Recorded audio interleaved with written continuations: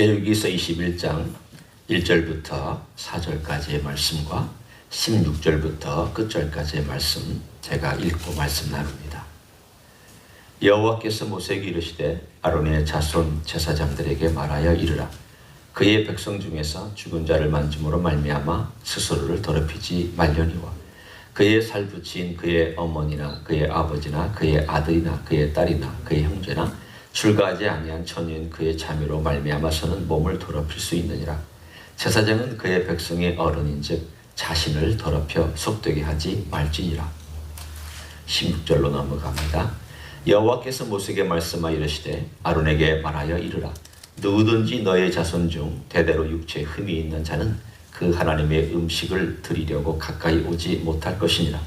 누구든지 흠이 있는 자는 가까이 하지 못할지니 곧 맹인이나 다리 저는 자나 코가 불안전한 자나 지체가 더한 자나 발 부러진 자나 손 부러진 자나 등 굽은 자나 키 못 자란 자나 눈에 백막이 있는 자나 습진이나 버짐이 있는 자나 고암 상한 자나 제사장 아론의 자손 중에 흠이 있는 자는 나와 여호와께 화제를 드리지 못할지니 그는 흠이 있은즉 나와서 그의 하나님께 음식을 드리지 못하느니라. 그는 그의 하나님의 음식이 지성물이든지 성물이든지 먹을 것이나 휘장 안에 들어가지 못할 것이요 제단에 가까이 하지 못할지니 이는 그가 흠이 있음이니라. 이와 같이 그가 내 성소를 더럽히지 못할 것은 나는 그들을 거룩하게 하는 여호와임이니라. 이와 같이 모세가 아론과 그의 아들들과 온 이스라엘 자손에게 말하였더라. 아멘. 오늘 21장에 보면 우리가 읽는 순간 구약시대의 명령을 주신 내용들이 굉장히 빡빡하고 또 지금에 적용된다면 도대체 하나님을 섬기는 사람이 누가 섬길 수 있을까 이렇게 생각할 정도일 거라고 짐작합니다. 또 그렇게 말할 수 있습니다. 오늘 여기에 보면 제사장들은 섬기는 동안에 자기 친척이, 자기 친구가, 자기의 심지어는 살붙이가 죽어도 제사장은 만지지도 못했습니다. 다른 사람들은 자기의 살붙이를 만지더라도 그렇게 하지 못하도록 하나님이 행하셨습니다. 그럼 우리는 이렇게 질문할 수 있습니다. 하나님 너무하시는 것 아닙니까? 아니, 인간이 다 가까이 살고 자기의 피붙이고 살붙이에 대해서까지도 그렇게 냉정하게 행동을 해야 합니까? 뿐만 아니라 뒤에 우리가 읽은 그 내용을 보면 흠이 있는 자는 내 가까이 오지 마라. 제사장을 얘기하는 겁니다. 제사장 중에, 제사장의 자손 중에 흠이 있는, 여기 쭉 나열되어 있는 그러한 내용을 가진 자는 내게 온 성물은 먹을 수 있다. 그러나 휘장 안으로는 들어오지 마라. 그러면 언뜻 우리가 이것만을 곧이곧대로 받아들인다면 와, 하나님은 너무 차별이 심하시다. 요즘 데모하는 이런 일이 만약 지금도 이런 일이 있다면 뭐 데모가 문제겠습니까? 하나님 너무한다 그러고 다 떠날지도 모를 그런 율법을 하나님께서 구약시대에 이스라엘 민족에게 주셨습니다. 왜 주셨을까? 오늘 이 글을 쭉 읽으면서 우리는 오해할 수 있는 하나님의 성품에 대해서 오해할 수 있는 그러한 요소들이 있습니다. 하나님 까탈스럽다. 하나님 차별하신다. 하나님이 어떻게 그렇게 하실 수가 있느냐. 그러나 오늘 율법을 주시면서 쭉 우리가 함께 나누었던 이야기가 있습니다. 그것은 하나님께서 이스라엘 백성을 가나안 땅에 집어넣어 주셨을 때에 그 가나안 땅의 문화에 스며들지 않는 것을 위하여서 하지 말아라고 하신 것이 있습니다. 또한 이 가나안 땅에 들어가서 그들이 종교법상으로 하나님을 섬길 때에 하나님을 함부로 아무나 섬기지 말라. 아무 방식이나 아무나 또 자기가 원하는 대로 아무 때나 그렇게 하지 말라. 하나님이 정해준 절기가 있었습니다. 하나님이 정해준 안식일이 있었습니다. 그리고 죄를 지었을 때는 이렇게 나오라고 하는 방식이 있었습니다. 그리고 이러한 것들을 가지고 와서 피를 흘려서 속죄를 받든지 아니 화목제물을 드리더라도 분명히 피는 흘렸어야만 했습니다. 그러니까 하나님의 방법이 있었고 하나님의 장소가 있었습니다. 하나님의 장소에서 하나님을 섬기는 방법을 따라 섬기는 하나님의 사람들이 있었습니다. 그리고 하나님 백성은 그 하나님의 때에 하나님께 올라와서 하나님을 만나는 시간이 있었습니다. 물론 죄 졌을 때는 언제든지 올라올 수 있고 용서받기 위해서 올라올 수 있었습니다. 이러한 모든 것들이 하나님께서 하나님을 섬기는 것이 얼마나 거룩하게 준비된 마음으로 섬겨야 되는가를 가르쳐 주시기 위한 모든 내용들입니다. 마치 제가 한번 설명한 것처럼 모판 위에다가 묘종을 심을 때 그 묘종이 연약합니다.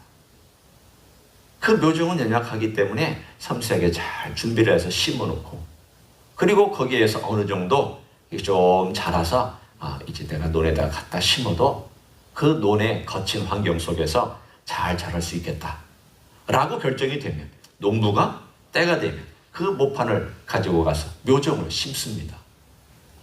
지금 구약시대의 이스라엘 민족은 묘판에 있는 한 샘플로 된 민족입니다. 그 묘판조차도 가나안 땅입니다. 가나안 땅, 하나님께서 강력한 부족들은 몰아내셨습니다. 여호수아의 전쟁을 통하여서 그들을 파멸하셨고 또 심판하셨습니다. 그러나 여전히 조그마한 마을들을 이루고 있는 가나안 족속들은 흩어져 살고 있었습니다. 그들은 옆 동네 가면 가나안 족속입니다. 또 조그만 산 넘어가면 저 산골짜기 아래에 조그마한 가나안 부족들이 살고 있는 마을도 있었습니다. 하나님께서는 두 가지 목적이 있었습니다. 하나는 얼마나 순종하느냐를 보시기 위해서 그들을 놔두셨습니다. 또 하나는 그들로부터 농사하는 법과 그 땅에 살아가는 법을 배우게 하시기 위해서 놔두셨습니다. 이 두 가지가 동시에 있었습니다. 그런데 그들이 남겨놓은 거대한 부족들이 남겨놓은 문화가 강한 것이 아니라 조그마하고 무시할 만큼 남아있는 조그마한 부족의 마을들로부터 그들 안으로 흘러 들어온 그 가나안 문화는 사람들의 머리와 사람들의 가슴과 사람들의 손과 발을 세뇌시키기에 충분히 강한 것이었습니다. 마치 삼투압작용과 같습니다. 저 꼭대기까지 물이 어떻게 올라가느냐 신기합니다. 아니 그 꼭대기까지 물이 올라가서 어떻게 거기에서 수분을 가지고 살고 어떻게 그 나무가 자라는지 우리는 신기하게 생각합니다. 세상 문화는 꼭 삼투압과 같습니다. 우리 안이 진공이 되면 더 빨리 들어오죠. 우리 안이 비어있으면 그 삼투압작이 너무 빨리 들어서 쏙 들어와서 자리를 잡고 자리를 잡은 다음 더 강하게 세력을 확장하고 세력을 확장한 다음에 나중에 그것을 끄집어내려면 엄청난 에너지와 많은 노력이 기울여져야 됩니다. 착 들어왔을 때 뽑아내면 간단합니다. 잡초도 뿌리를 내리기 시작하자마자 뽑아내면 간단합니다. 그러나 뿌리를 많이 내리고 있으면 그것 뽑아내는 일이 보통 어려운 일이 아닙니다. 하나님께서 왜 이렇게 철두철미하게 이렇게 하지 말라, 이거 하라 이렇게 말씀하셨을까요? 여기에 대해서는 오늘 본문에 있는 내용과 똑같습니다. 그들을 모판으로 가나안 땅에 심었을 때에 잘못하면 그들로부터 있었던 그 뿌리로부터 물을 빨아들여서 그들 영적인 삶을 저해하고 영적인 삶에 영향을 줄 수 있는 가나안 문화가 구석구석에서 남아있었기 때문입니다. 하나님 그거 차단하시길 원하셨습니다. 이거 아니다. 내 문화가 너는 먹어야 되고 그 안에서 거해야 된다. 내가 영적으로 너희를 보호하기 위해서 너희도 내 영향 안에서 나를 바라볼 수 있어야 된다. 내가 너희들에게 은혜를 줄 때에 너희들이 은혜를 받을 수 있는 잘 준비를 하고 있어야 그 은혜가 들어가지 않느냐. 그런데 내가 은혜가 들어가고자 하는데 세상이 먼저 들어와 있으면 은혜를 어떻게 받겠느냐. 내 문화가 너희 안에 들어가야 되는데 세상 문화가 쑥하고 들어와 있으면 내가 어떻게 너희 안에 들어가서 너에게 영향력을 행사할 수 있겠느냐. 하나님께서는 그 모든 것을 위해서 하나씩 하나씩 마치 어린아이에게 길 가는 법 가르치고 먹는 법 가르치고 신호등 구별하는 법 가르치고, 걸어가는 법 가르치고, 또 여기는 어떻게 해야 되고 저기는 어떻게 해야 되고 하는 것들을 선생님으로부터, 부모가 또 그 누나가, 언니가 다 가르쳐 주는 것처럼 하나님은 목판에 있는 아직도 연약해서 흔들거리고 판단력이 미비한 이스라엘 백성을 가르쳐 주고 계셨습니다. 나중에 때가 되면 이 목판을 옮겨다가 논에다가 심으실 겁니다. 주님께서 논에다가 심으신 사건이 신약입니다. 하나님께서 우리와 같은 모든 하나님의 백성을 이제는 심어주셨습니다. 그 논에 심겨진 우리는 예수님 때문에 심겨진 것이고, 예수님 때문에 이 세상에서 살아갈 모든 것들을 다 누리는 사람들입니다. 여러분, 우리는 구약을 볼 때에 구약에는 너무 갇혔어, 구약은 너무 암울해, 그리고 이스라엘은 실패했어. 맞습니다. 그 말씀도 맞습니다. 그러나 한 가지 우리가 간과하지 말아야 될 게 있습니다. 하나님께서 이스라엘에게 주신 많은 율법과 은혜와 가르침은 그대로 유대민족을 통하여 우리에게 전달됐습니다. 사도 바울, 유대인입니다. 처음 회당, 교회의 전신인 회당에서 복음을 전하고 거기서 나온 사람들을 가지고 교회를 만들었던 초대교회 유대인들 대부분이 유대인들이었습니다. 12사도 유대인들이었습니다. 교회가 예루살렘에서부터 출발했습니다. 그들은 구약이라는 큰 자산을 우리들에게 남겨줬습니다. 하나님의 계시를 남겨줬고, 하나님의 계명을 남겨줬고, 하나님의 복음을 우리들에게 전해줬고, 하나님의 기적을 우리들에게 전해줬던 사람들이 누굽니까? 유대인들입니다. 하나님께서 그것을 그대로 가져다가 세상 전체에다가 퍼뜨리셨습니다. 예수님 그분이 이제는 세상 전체에 가서 퍼뜨리라고 말씀하셨기 때문입니다. 가서 모든 족속을 제자로 삼으라. 모든 족속으로 나아가라. 예루살렘과 온 유대와 사마리아와 땅끝까지 이르러라.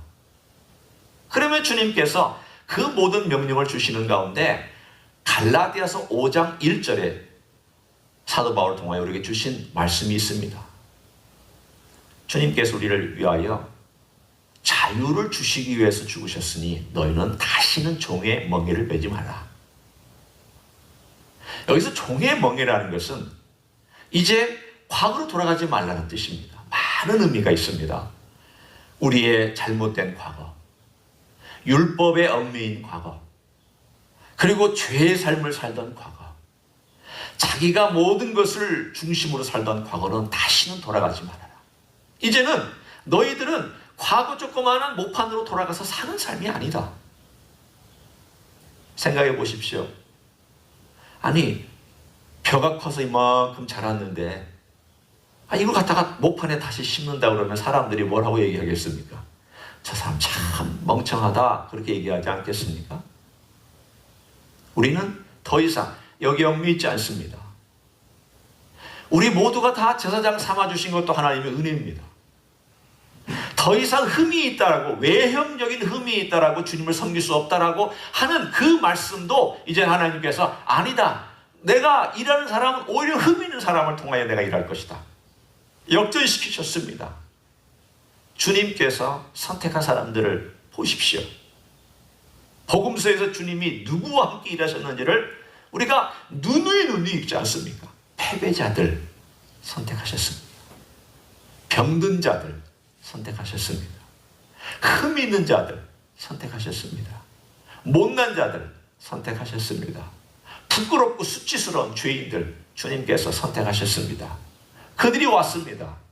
그들이 곁에 왔을 때 주님께서 너 흠 있는 자니까 내 곁에 오지 마라, 나 섬기지 마라, 그렇게 말하셨습니까? 아닙니다. 오히려 그들을 더 가까이 만져주시고 안아주시고 고쳐주시고 깨우쳐주시고 따라오게 하시고 제자 삼아주시고, 이 세상에서 패배자들을 통하여 승리자들로 만드는 놀라운 스승, 지도자, 영웅, 목자, 이런 분이 어디에 있습니까? 어디에 그런 분이 있습니까?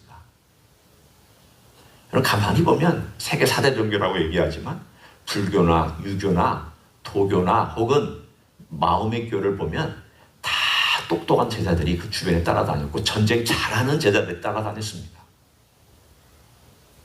예수님만 바보 같은 패배자들을 곁에 두셨습니다. 얼마나 주님께서 구약에는 모판이기 때문에 그 모든 것들을 다 보여주실 수 없었지만 이제는 그 넓은 논에 주님께서 자유롭게 우리를 심으셔 놓으시고 그 자유한 가운데 오히려 부족한 우리들을 논에 심으시고 이제는 마음껏 선택하며 살 수 있도록 주님께서 우리에게 그런 놀라운 은혜를 주셨습니다. 우리가 자유한 것은 주님이 우리를 위해 죽으셨기 때문입니다. 가만히 생각해도 내가 어떻게 해서 그렇게 얽매여 있는 바보 같은 인생에서 그래도 주님의 은혜를 깨닫고 야 나는 왜 그런 저주 같은 말들에 대해서 그렇게 두렵지 않지? 이 세상에 있는 많은 화나 많은 재앙이나 이런 것들이 더 이상 내게 그렇게 두려운 일이 아니지? 여러분 우리는 과거에 그런 삶 살지 않았습니다. 많은 재앙들 두려워했습니다. 재수 없는 것 두려워했습니다. 애낀다는 것 때문에 두려워했습니다. 뭐가 붙을까 봐 두려워했습니다. 그런데 이제 예수 믿고 나서 얼마나 자유했는지를 가만히 생각해 보면 옛날에는 두려웠던 것이 더 이상 두렵지 않습니다. 옛날에는 이거 살피고 저거 살피고 해야 될 것들을 더 이상 살피지 않아도 괜찮습니다. 주님께서 주신 자유가 얼마나 큰 자유인지 영적인 면에서 자유함이 있습니다. 정신적인 면에서 자유함이 있습니다. 우리는 물질적인 면에서도 자유함이 있습니다. 인간관계 면에서 자유함이 있습니다. 내가 모든 걸 다 누린다는 뜻은 아닙니다. 우리가 계속 그 자유의 깊이와 넓이와 폭을 배워가야 될 것입니다. 그러나 주님께서 그 자유를 우리에게 주셨다는 것만큼은 분명한 우리의 특권이며 자산이며 축복입니다. 우리는 더 이상 과거로 돌아갈 수가 없습니다. 따라서 오늘 우리가 21장을 읽을 때에 우리가 읽을 수 있는 것은 신약의 눈을 가지고 다시 21장으로 돌아와서 그 눈을 가지고 21장을 읽어볼 필요가 있습니다. 이것만 가지고 읽으면 하나님은 너무 제한적이시죠. 그러나 이 제한이 그 시대의 이스라엘 민족을 위한 것이었다는 것을 우리는 압니다. 그러면 이제 하나님은 그 스펙트럼과 폭을 넓혀주셨습니다. 자유의 폭도 넓혀주셨습니다. 관용의 폭도 넓혀주셨습니다. 은혜의 그분의 모든 일들도 넓혀주셨습니다. 자, 이제는 우리가 이 사건을 어떻게 해석을 해야 할까? 첫 번째, 우리의 해석, 우리의 적용은 이것입니다. 우리가 하나님을 섬길 때 구별된 삶을 살아가기 위하여 모든 면에 세세하게 신경 쓰고 하나님의 마음이 세세하게 우리를 바라보고 있다는 것을 우리도 눈치채고 그렇게 살아가라는 뜻입니다. 하나님께서 이스라엘 백성을 세세하게 거룩하게 만들기 위하여서 많은 안전장치를 하시고 말씀하셨던 그 모판에서의 일들의 원리는 하나하나 항목이 다 같지는 않아요. 그러나 그 원리는 넓은 논에 가서도 그 원리는 역시 적용된다는 뜻입니다. 원리는 적용됩니다. 어떤 원리냐? 내가 이 땅에 살아가는 동안 내가 너를 얼만큼이나 섬세하게 사랑하는지 알지. 내가 예수를 보내서 얼마나 너를 위해서 기꺼이 피를 흘렸고 네가 자유하게 살 수 있도록 선택할 기회를 주신 것 너는 알지. 그렇다면 너의 선택하는 면에 있어서 나를 생각하고 섬세하게 선택하는 법을 배워라. 내 거룩에 맞는 법을 배워라. 내가 원하는 거룩한 삶, 내가 너희를 부른 그 부름의 삶, 그리고 내가 너에게 은혜를 줄 때 그 은혜에 걸맞는 삶을 선택하고 살아가도록 너희들은 세세하게 신경 써라. 그 메시지입니다. 얼렁뚱땅 살지 말라는 뜻입니다. 이 세상을 살아갈 때에 죄를 짓고도 적당히, 잘못하고도 적당히, 그렇게 하지 말아라. 과거에 네가 살던 삶이었다. 이제는 그렇게 살지 마라.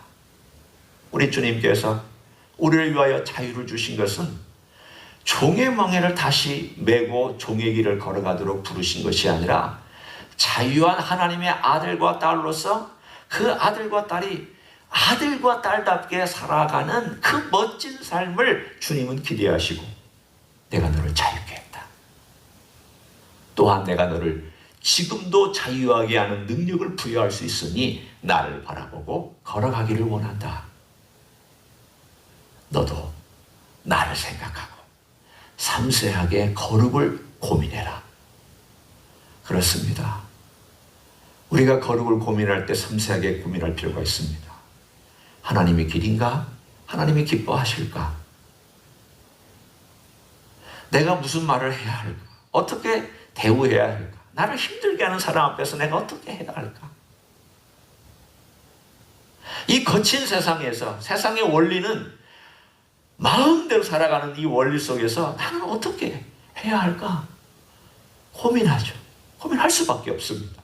왜? 똑같이 살 수는 없으니까. 똑같이 말할 수 없으니까.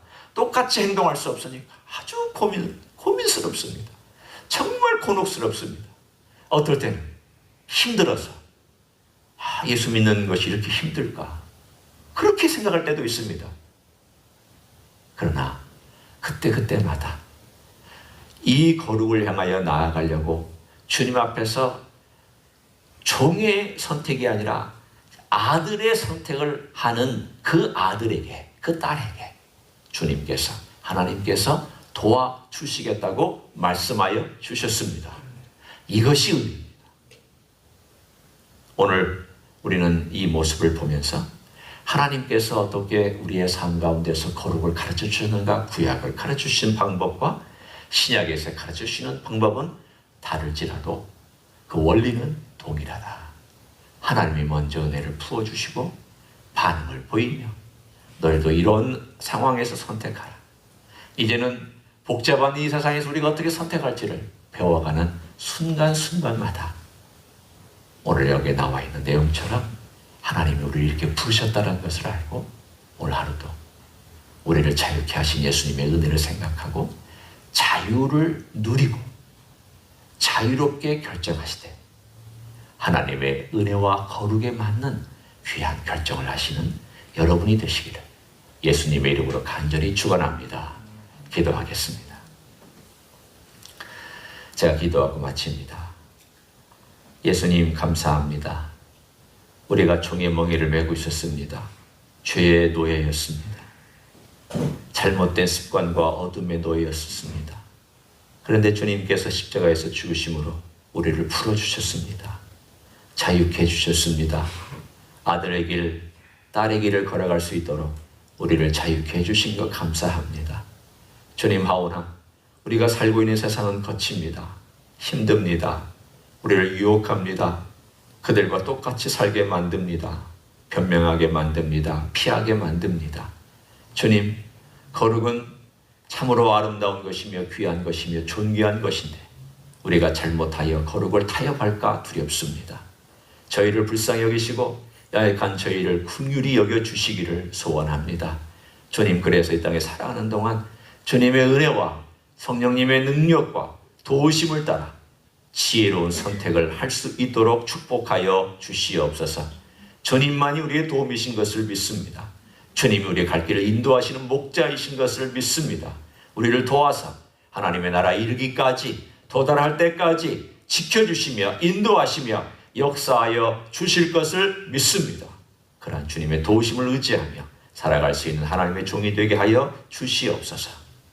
이제는 우리 구주 예수 그리스도의 은혜와 하나님 아버지의 극진하신 사랑과 성령 하나님 교통하심의 역사가 구약시대에도 하나님 백성을 보호하시기 위하여 섬세하게 인도하셨던 주님, 또한 지금도 우리를 인도하시기 위하여 자유도 주시고 선택할 수 있는 능력도 주시고 보호하시며 도와주시는 주님, 이러한 주님 앞에 우리의 삶을 다시 맡겨드리며 의지하며 걸어가기를 소원하는 가정에서 예배드리는 종들 위에와 이 자리에 참여한 종들 위에와 주 임재 히스교회 위에와 이민교회들과 한국교회들과 선교사님들 위해 이제로부터 영원히 함께 하실지어다.